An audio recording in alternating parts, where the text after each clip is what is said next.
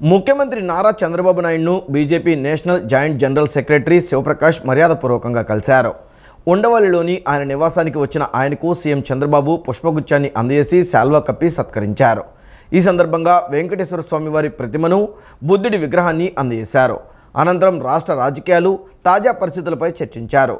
శివప్రకాష్ వెంట Rajahmundry MP, BJP AP అధ్యక్షులు దగ్గుబాటి పురంధేశ్వరి మర్యాదపూర్వకంగా కూడా ఉన్నారు. తణుకు అన్నా క్యాంటీన్లో శుభ్రత పాటించడం లేదన్న ప్రచారంపై టీడీపీ నేతలు స్పందించారు. ఇది వైఎస్ఆర్సీపీ నేతల దుష్ప్రచారమని ధ్వజమెత్తారు. వాష్ బేసిన్లోని ప్లేట్లు తీస్తుంటే వీడియో తీసి తప్పుడు ప్రచారం చేస్తున్నారని లోకేష్ మండిపడ్డారు. అన్నం పెట్టి ఆకలి తీర్చే అన్న క్యాంటీన్లపై సైకో జగన్ విషం చిమ్మటం కొనసాగిస్తూనే ఉన్నారని మంత్రి నారా లోకేష్ మండిపడ్డారు. విష ప్రచారం చేసేందుకే వైఎస్ఆర్సీపీ సైకో బ్యాచ్ తణుకు అన్న క్యాంటీన్లో చేతులు కడిగే సింక్లో తినే ప్లేట్లు పడేసిందని ధ్వజమెత్తారు. రుచి, శుచి, శుభ్రతకు అన్న క్యాంటీన్లో అత్యంత ప్రాధాన్యమిస్తూ ఉన్నారని స్పష్టం చేశారు. చేతులు కడుగు స్థలంలో వైఎస్ఆర్సీపీ మూకులు అన్నం ప్లేట్లు వేసి వీడియో తీసి ఫేక్ ప్రచారం చేస్తున్నారని ఆగ్రహం వ్యక్తం చేశారు. ఈ ఘటనపై హరేకృష్ణ మూమెంట్ ప్రతినిధులు అధికారుల నుంచి వివరాలు తీసుకున్న మంత్రి నారాయణ ప్లేట్లను మురికి నీటిలో కడుగుతున్నారనేది పూర్తిగా అవాస్తవమని అధికారులు చెప్పారని తెలియజేశారు. వాష్ బేసిన్లోని ప్లేట్లు తీస్తుంటే వీడియో తీసి తప్పుడు ప్రచారం చేస్తున్నారని తెలియజేశారు. ఒకేసారి అన్న క్యాంటీన్కు ఎక్కువ మంది రావడంతో ప్లేట్లను డస్ట్బిన్కు బదులుగా వాష్ బేసిన్లో పెట్టారని అధికారులు తెలిపారని మంత్రికి వివరించారు. అన్న క్యాంటీన్లో ప్రత్యేక ఏర్పాట్లు ఉన్నాయన్న హరేకృష్ణ మూమెంట్ ప్రతినిధులు సోషల్ మీడియాలో పెట్టిన వీడియో వాస్తవం కాదని స్పష్టం చేశారు. విజయవాడలో ఖైరతాబాద్ తరహా భారీ గణనాథుడు సిద్ధమవుతున్నాడు. విజయవాడ భవానీపురం సితారా సెంటర్ గ్రౌండ్లో ఈ గణేశుడిని సిద్ధం చేస్తున్నారు. 12 ఎకరాల విస్తీర్ణంలో ప్రకృతి సిద్ధమైన మట్టితో విగ్రహాన్ని తయారు చేస్తున్నారు. 13 టన్నులకు పైగా ఐరన్, 9 టన్నులకు పైగా బంకమట్టి, బాంబే మట్టి, 2 ట్రాక్టర్ల ఇసుకతో ఈ గణేశుడిని సిద్ధం చేస్తున్నారు. మొత్తంగా ఖైరతాబాద్ గణపతిని తయారు చేసిన కళాకారుల బృందమే ఈ విజయవాడ గణేష్ని కూడా తయారు చేస్తుంది. దీని తయారీకి కమిటీ దాదాపు 2 కోట్లు ఖర్చు చేస్తుంది. మరిన్ని వివరాలు మా ప్రతినిధి శ్యామ్ అందిస్తారు. వినాయక చవితి ఉత్సవాలకు విజయవాడ నగరం ముస్తాబు అవుతుంది. అయితే గత 6 సంవత్సరాలుగా భారీ విగ్రహాలు విజయవాడలో ఏర్పాటు చేయలేదు. ఖైరతాబాద్ తరహాలో ఇక్కడ విజయవాడ సితారా సెంటర్లో మళ్ళీ ఈ సంవత్సరం 72 అడుగుల విగ్రహాన్ని విజయవాడ సితారా సెంటర్లో ఉన్న గ్రౌండ్లో ఏర్పాటు చేశారు. డుండి గణేష్ సేవా సమితి ఆధ్వర్యంలో ఈ ఉత్సవాలను అంగరంగ వైభవంగా నిర్వహించేందుకు ముస్తాబు చేస్తున్నారు. ప్రస్తుతం మనతో పాటు నిర్వాహకులు ఉన్నారు. సరే, ఎలా ఉండబోతున్నాయి ఈ సంవత్సరం వినాయక చవితి ఉత్సవాలు? డుండి గణేష్ సేవా సమితి ద్వారా మేము గతంలో మట్టి విగ్రహాలు ప్రోత్సహించాలనే ఉద్దేశంతో 2015లో స్థాపించడం జరిగిందండి. అప్పుడు ఫస్ట్ సంవత్సరం 63 అడుగులతో ప్రారంభించాము. తర్వాత 72 అడుగులతోటి 17, 18లో చేశాము. తర్వాత ప్రభుత్వాలు మారటం, సహకారం లేకపోవడం వల్ల మధ్యలో ఆపవలసి వచ్చింది. తర్వాత ఇప్పుడు కొత్త గవర్నమెంట్ ఏర్పడిన తర్వాత సువిశాలమైన ప్రాంగణం మనకు ప్రభుత్వం ఇవ్వడం వల్ల మేము ఈ దీంట్లో మళ్ళీ మట్టి వినాయకుడిని 72 అడుగుల భారీ విగ్రహాన్ని మట్టితో తయారు చేయడం జరుగుతుందండి. ఈ మట్టితో తయారు చేయడం వల్ల ప్రజలందరూ కూడా సేమ్ ఇదే తరహా మట్టి వినాయకుడిని తయారు చేసి పర్యావరణ పరిరక్షించాలని చెప్పి సదుద్దేశంతో మేము ఇంత భారీ వినాయకుడిని స్థాపించడం జరుగుతుందండి.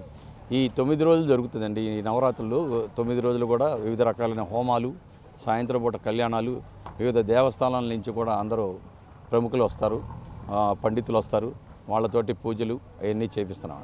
ఇక్కడ మనం చూస్తున్నాం భారీ విగ్రహం. ఈ భారీ విగ్రహంలో కూడా ఎక్కడ ప్రకృతి మించి ఏదైతే ప్రకృతి సిద్ధంగానే తయారు చేస్తున్నారు, ప్రతి దాన్ని కూడా తయారు చేస్తూ ఉన్నారు. ఇంకా ప్రత్యేకతలు ఏమున్నాయి ఈ విగ్రహంలో? ఈ విగ్రహంలో పూర్తిగా ఎర్రమట్టి, జనపనార, పీచు, ఊక మరియు బాంబే క్లే అది దాని వరకే వాడుతున్నామండి. దీనివల్ల ఏంటంటే పర్యావరణానికి ఎటువంటి నష్టం వాటిల్లదు. అలాగే ప్రజలందరూ కూడా మట్టి వినాయకుల్ని వాడాలని చెప్పి కూడా ప్రభుత్వ పిలుపు మేరకు మేము కూడా పర్యావరణం రక్షించాలనే భాగంలో కూడా దీన్ని తయారు చేస్తున్నాం. మరియు దీన్ని ఎక్కడ ఉన్న విగ్రహాన్ని అక్కడే నిమజ్జనం చేయడం ద్వారా ఎటువంటి ట్రాఫిక్ అంతరాయం కలగదు. ప్రజలందరూ కూడా ఆ రోజు వచ్చి వీక్షించవచ్చు. మట్టిని కూడా మేము అందరికీ కూడా ప్రసాదం కింద అందరికీ పంచడం జరుగుతుంది. దాన్ని అందరూ మొక్కల్లోనూ ఎరువులుగాను వాడుకుంటూ దీన్ని రక్షించుకోవచ్చు. భారీ గణనాథుని విజయవాడలో ఏర్పాటు చేస్తున్నారు. ఇంత పెద్ద కార్యక్రమానికి శ్రీకారం చుట్టేందుకు, అంటే ఉత్సవాలను ప్రారంభించేందుకు కానీ ముగింపుకు వచ్చే కార్యక్రమానికి సంబంధించి కానీ ఎటువంటి అతిథులు రాబోతున్నారు సార్? ఈ భారీ కార్యక్రమానికి ప్రభుత్వ సహకారం కూడా ఉందండి. మొట్టమొదటి రోజునే మేము నారా చంద్రబాబు నాయుడు గారిని, అలాగే లోకేష్ గారిని, అలాగే డిప్యూటీ సీఎం పవన్ కళ్యాణ్ గారిని, ప్రతి మంత్రుల్ని, వివిధ రకాల హోదాల్లో ఉన్న ప్రతి వ్యక్తుల్ని అందరినీ కూడా పిలుద్దామని అనుకుంటున్నామండి. వారందరూ కూడా వచ్చి ఈ కార్యక్రమాలు పాల్గొంటారని మేము ఆశిస్తున్నాం. ఇప్పటి వరకు జై గణేష, జై జై గణేష. ఇది 7వ తారీఖు ఉదయం 8 నుంచి 9 టైంలో ప్రారంభించబడుతుంది. ఈ ప్రారంభోత్సవానికి నారా చంద్రబాబు నాయుడు గారు ఆహ్వానించాము. మరియు పవన్ కళ్యాణ్ గారు, మరి అనితా మేడం గారు, మరియు లోకేష్ బాబు గారు అందరినీ ఇన్వైట్ చేయడం జరుగుతుంది. ఈలో కంపల్సరీగా నారా చంద్రబాబు నాయుడు గారు వస్తారని చెప్పి మాకు ఆశాజనకంగా ఉంది. ఈ కార్యక్రమము స్టార్ట్ అయిన తర్వాత హోమాలతో స్టార్ట్ అవుతుంది. మరియు భక్తులతో ఈ దర్శనానికి ఇవ్వడానికి మేము కనీసం 25 lakhs మెంబర్స్కి అరేంజ్ చేస్తున్నాము. ఎట్టి పరిస్థితులు అందరికీ మంచి సౌకర్యం కానీ మరి ఎలాంటి ఇబ్బందులు లేకుండా మంచి సౌకర్యం చేసి ఈ ప్రజలకు మేము దర్శనార్థం తయారు చేస్తున్నాము. ఇంత మహత్తర కార్యక్రమానికి మీకు డైలీ హోమాలు మరి యజ్ఞాలు, సాయంత్రం పూట గవర్నమెంట్ వారు మాకు దేవాదాయ శాఖ వారు అన్ని గుళ్ళ నుంచి ఉత్సవ విగ్రహాలను తీసుకొచ్చేసి 9 రోజులు కళ్యాణం చేయడానికి వాళ్ళు సహకారం కూడా మాకు అందిస్తున్నారు. ఇవన్నీ మేము అతి త్వరలో అంటే వితిన్ 3 or 4 daysలో మొత్తం గ్రౌండ్ మొత్తం మీకు అరేంజ్ చేసి మా అద్భుతం చూపిస్తాము. దీనికి లైటింగ్ కానీ చేసేవాళ్ళు కానీ మరి విద్యుత్ దీపాలతో ఆంధ్రప్రదేశ్లో నెంబర్ 1గా అమరావతి రాజధాని సక్సెస్ఫుల్గా చేయాలని చెప్పి మరి భగవంతుని సాక్షిగా మేము కోరుకున్నాము.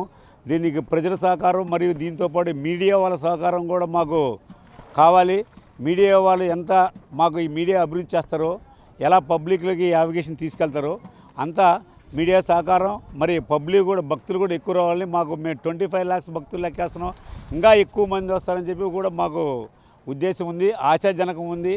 రోజు మాత్రం నిత్య కళ్యాణం పచ్చ తోరణంలాగా మా గ్రౌండ్ డుండి గణేష్ ఈ గ్రౌండ్ మీకు ఎక్సలెంట్గా తయారు చేసి మీకు ఒప్పచెప్తున్నాము. జై గణేష, జై జై గణేష. సెప్టెంబర్ 7న వినాయక చవితి ఉత్సవాలు విజయవాడ ఏదైతే ఇక్కడ ఏర్పాటు చేశారో భారీ విగ్రహం సితార సెంటర్లో ఏర్పాటు చేశారో ఈ విగ్రహం వద్ద పెద్ద ఎత్తున కూడా జరగబోతుంది. 25 లక్షల మంది భక్తులు అంచనా వేస్తూ దీనికి సంబంధించిన ఏర్పాట్లు చేస్తూ ఉన్నారు. ముఖ్యమంత్రి చంద్రబాబు సైతం ఈ ఉత్సవాల్లో పాల్గొనే అవకాశం ఉంది. పెద్ద ఎత్తున కూడా భక్తులు వచ్చే వీలున్న సందర్భంగా ఏర్పాట్లు కూడా అందుకు తగ్గట్లుగానే చేస్తూ ఉన్నారు. ప్రకృతి సహజ సిద్ధంగా ప్రకృతిలో దొరికే మట్టిని కానీ, జనపనాన్ని కానీ, పీచుని కానీ వీటిని మాత్రమే ఉపయోగించి ఇక్కడే నిమజ్జనం చేసే విధంగా కూడా చర్యలు తీసుకుంటున్న పరిస్థితి.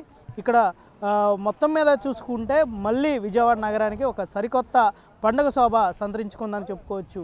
వీడియో జర్నలిస్ట్ అజయ్తో Shyam, city news, Sitara centre. ఈత కొడదామని రైవస్ కాలువలో దిగిన బాలుడు గల్లంతైన ఘటన నిన్న సాయంత్రం చోటు చేసుకుంది. షరీఫ్ తన స్నేహితుడు దుర్గాప్రసాద్తో కలిసి డీమార్ట్ ఎదురుగా ఉన్న గేట్లో నుంచి ఈత కొట్టేందుకు రైవస్ కాలువలో దిగారు. ప్రవాహానికి షరీఫ్ కొట్టుకుపోగా దుర్గాప్రసాద్ బయటకు వచ్చాడు. షరీఫ్ను కాపాడేందుకు స్థానికులు ప్రయత్నించినా ఫలితం లేకపోయింది. బాలుడి తల్లి ఫిర్యాదు మేరకు కేసు నమోదు చేసినట్లు సిఐ బాలరాజాజీ తెలిపారు. ఇద్దరు స్నేహితులు రైవస్ కాలువలో స్నానానికి దిగగా వారిలో షరీఫ్ అనే బాలుడు నీట మునిగి గల్లంతైన ఘటన సత్యనారాయణపురం పోలీస్ స్టేషన్ పరిధిలో చోటు చేసుకుంది. గుంటూరుకు చెందిన షకీలా భర్తతో విభేదాల కారణంగా విడిపోయి కొడుకు షరీఫ్ కలిసి నగరంలోని దుర్గా అగ్రహారంలో నివాసం ఉంటుంది. బాలుడు 5వ తరగతి వరకు చదివి ఒక సర్వీసింగ్ సెంటర్లో పనికి వెళ్తున్నాడు. ఈ క్రమంలో నిన్న సాయంత్రం షరీఫ్తో పాటు అదే ప్రాంతానికి చెందిన తన స్నేహితుడు దుర్గాప్రసాద్తో కలిసి సాంబమూర్తి రోడ్ డీమార్ట్ ఎదురుగా రైవస్ కాలువలో స్నానానికి దిగారు. ఈ క్రమంలో నీటి ప్రవాహంలో షరీఫ్ కొట్టుకుపోతుండగా దుర్గాప్రసాద్ బయటకు వచ్చి విషయం స్థానికులకు తెలియజేశాడు. దీంతో ఇద్దరు వ్యక్తులు నీటిలోకి దూకి షరీఫ్ను రక్షించే ప్రయత్నం చేసినా ఫలించలేదు. అప్పటికే నీట మునిగి గల్లంతయ్యాడు. షరీఫ్ తల్లికి విషయం తెలపడంతో ఆమె పోలీసులకు ఫిర్యాదు చేసింది. ఇన్స్పెక్టర్ బాల రాజాజీ ఘటనా స్థలానికి చేరుకున్నారు. ఎన్డీఆర్ఎఫ్ బలగాలకు సమాచారం ఇచ్చి బాలుడు కోసం గాలింపు చేపట్టారు.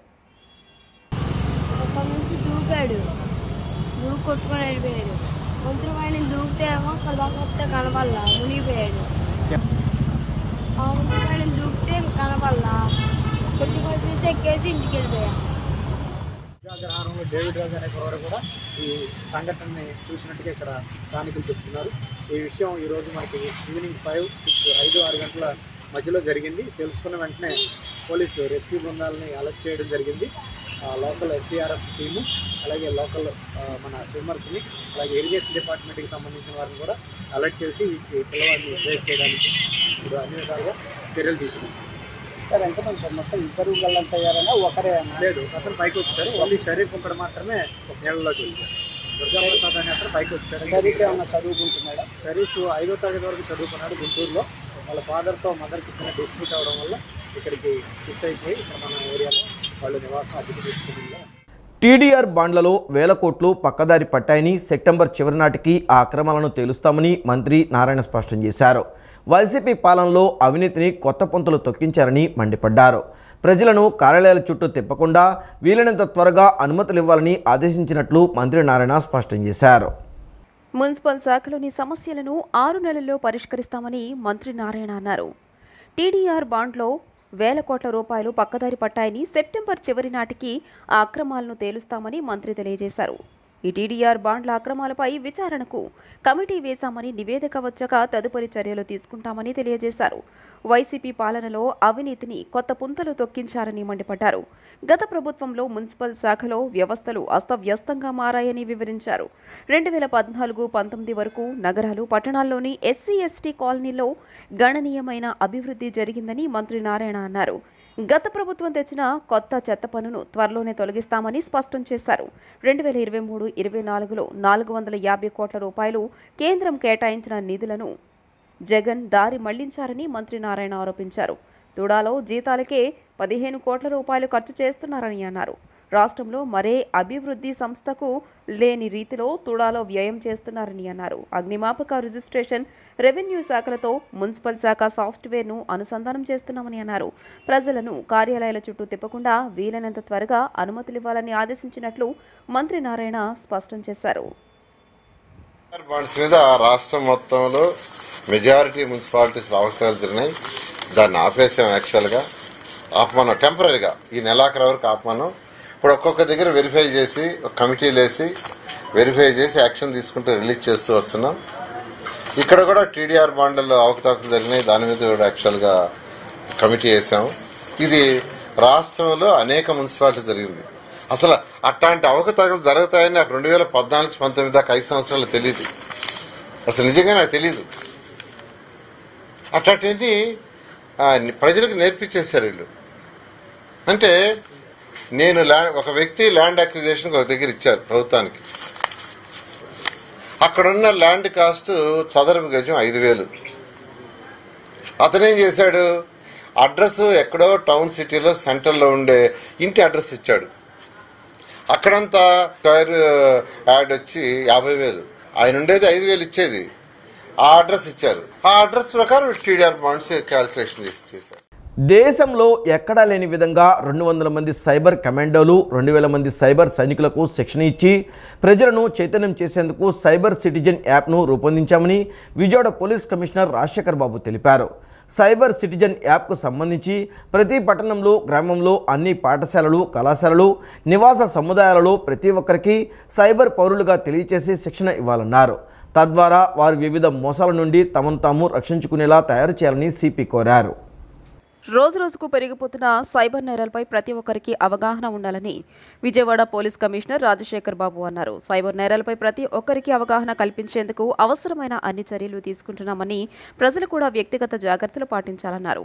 సైబర్ నేరాలపై క్షేత్రస్థాయిలో ప్రజలకు అవగాహన కల్పించేందుకు నిన్న విజయవాడ A+ కన్వెన్షన్ హాల్లో సైబర్ సిటిజన్ యాప్పై అవగాహన కల్పించే వినూత్న కార్యక్రమాన్ని నిర్వహించారు. ఈ కార్యక్రమంలో ఎన్టీఆర్ జిల్లా పోలీస్ కమిషనర్ ఎస్వి రాజశేఖర్ బాబు మాట్లాడుతూ సమాజంలో వివిధ రకాల సైబర్ నేరాలు జరగకుండా తీసుకోవాల్సిన నివారణ చర్యలపై అవసరమైన సూచనలు, సలహాలు ఇచ్చారు.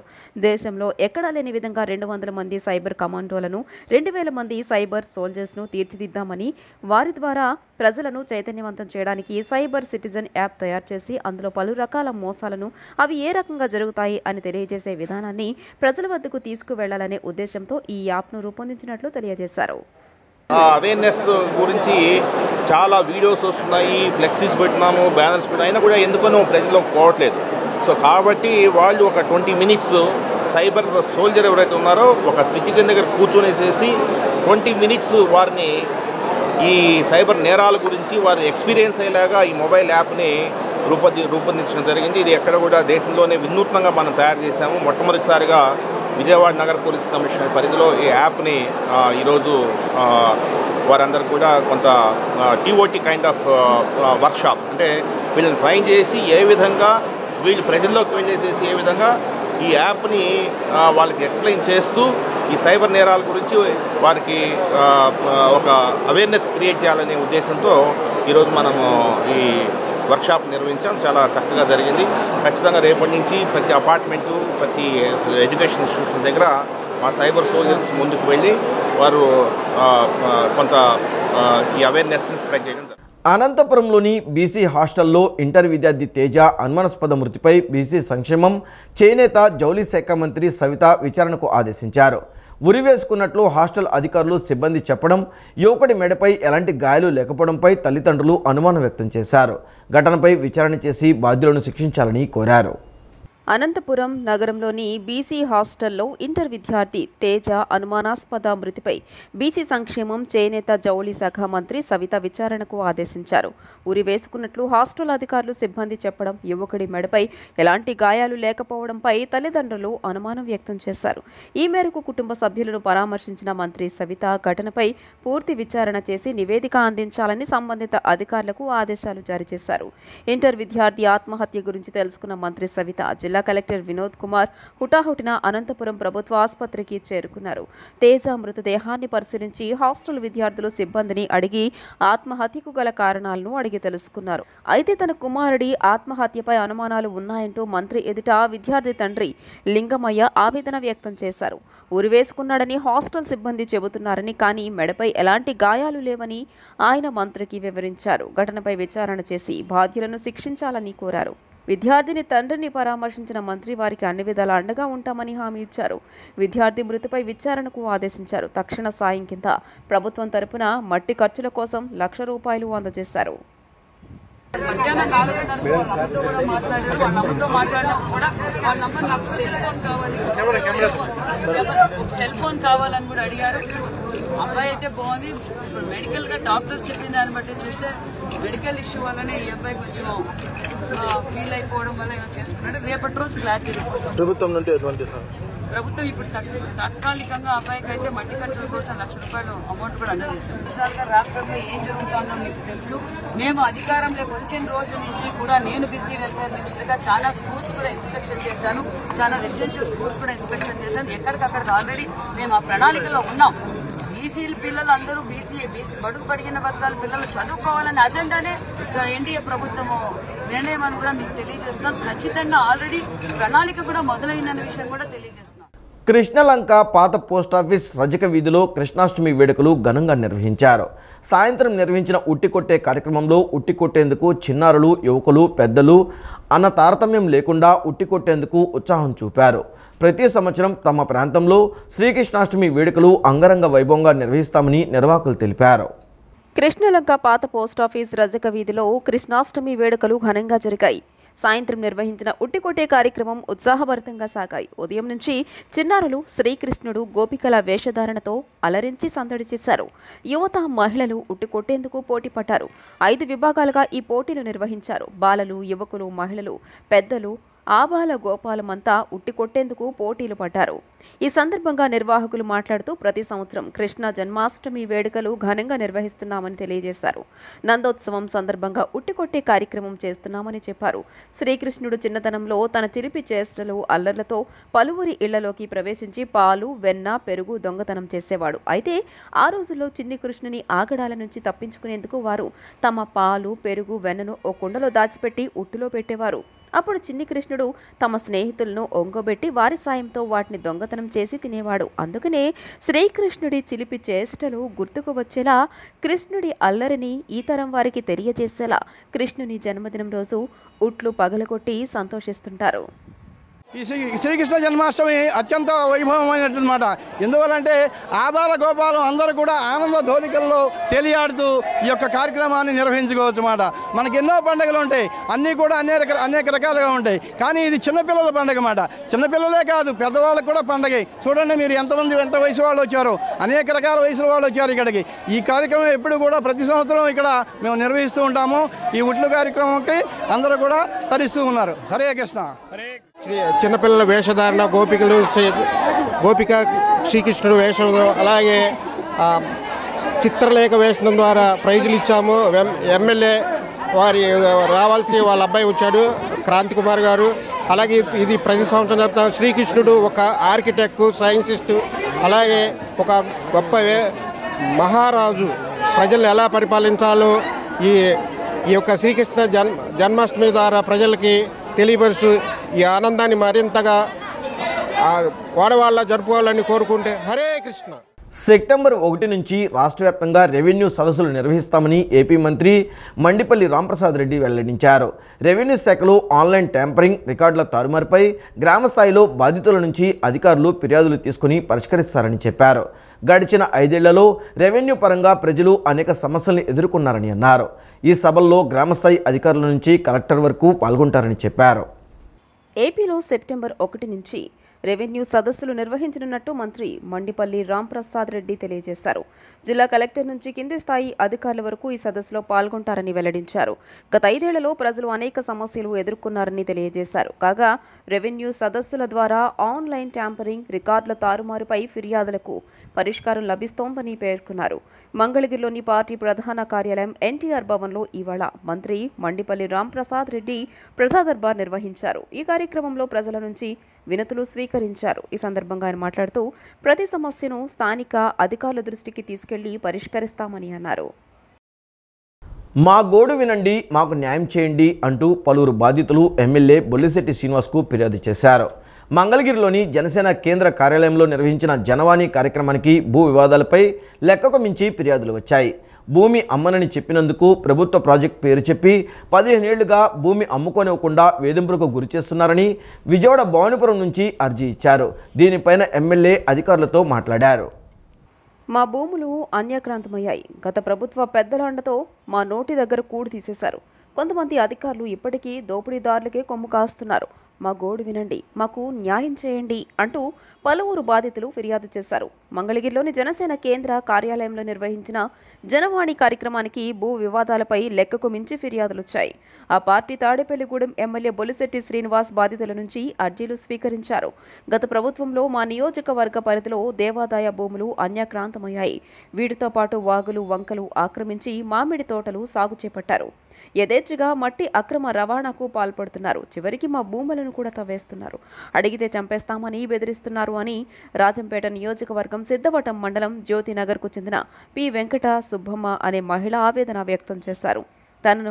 తన భూమికి రక్షణ కల్పించాలని వేడుకున్నారు. దీనిపై ఎమ్మెల్యే స్పందించి అప్పటికప్పుడు సిద్ధవటం తహసీల్దార్తో మాట్లాడారు.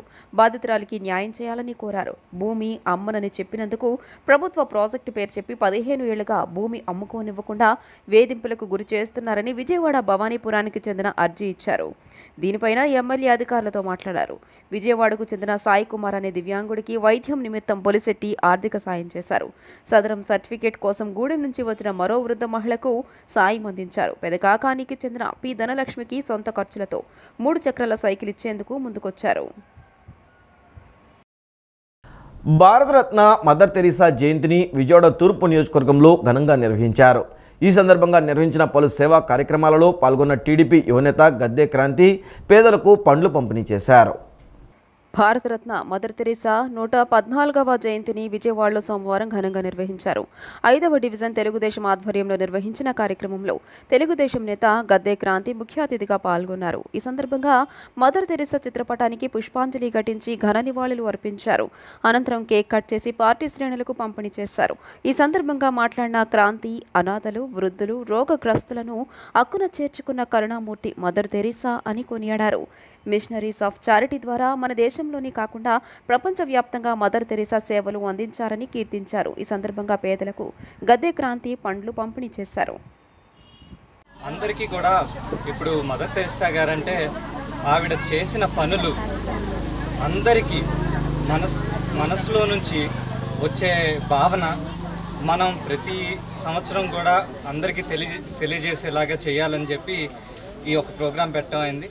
ఇది ఇలాగే ప్రతి సంవత్సరం చేయాలని, సంవత్సరంలో ఓన్లీ జయంతి రోజునే కాకుండా ప్రతిరోజు కూడా ఎవరికి తోచినంత వారు పేదవారందరికీ సాయం చేయాలని కులమత భేదాలు లేకుండా కోరుకుంటున్నాను. ఈ వార్తలు ఇంతటితో సమాప్తం. నమస్కారం.